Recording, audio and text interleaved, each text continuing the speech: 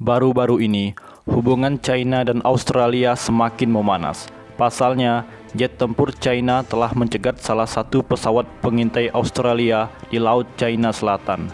China mengatakan bahwa militernya telah mengidentifikasi pesawat militer Australia dan memperingatkan mereka untuk pergi.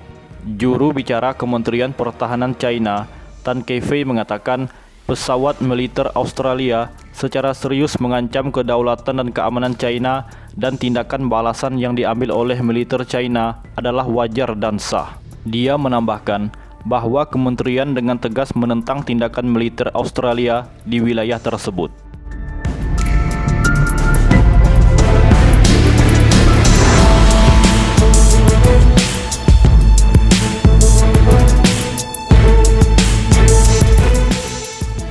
Departemen Pertahanan Australia mengatakan dalam sebuah pernyataan bahwa sebuah jet tempur China secara berbahaya telah mencegat sebuah pesawat pengintai militer Australia di wilayah Laut China Selatan.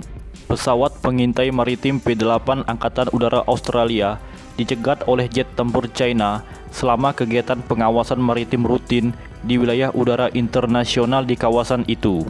Laporan itu muncul beberapa hari setelah militer Kanada menuduh pesawat tempur China melecehkan pilotnya selama patroli PBB di sepanjang perbatasan dengan Korea Utara untuk memantau penghindaran sanksi.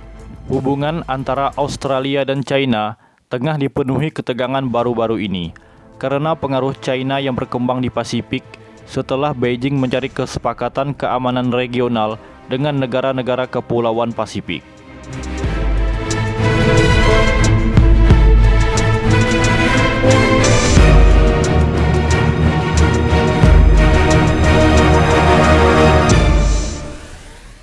Pada bulan Februari, Perdana Menteri Australia saat itu Scott Morrison menuduh China menyorotkan laser ke salah satu pesawat pengintainya, merujuk pada insiden itu sebagai tindakan intimidasi yang dianggap Australia berbahaya dan sembrono.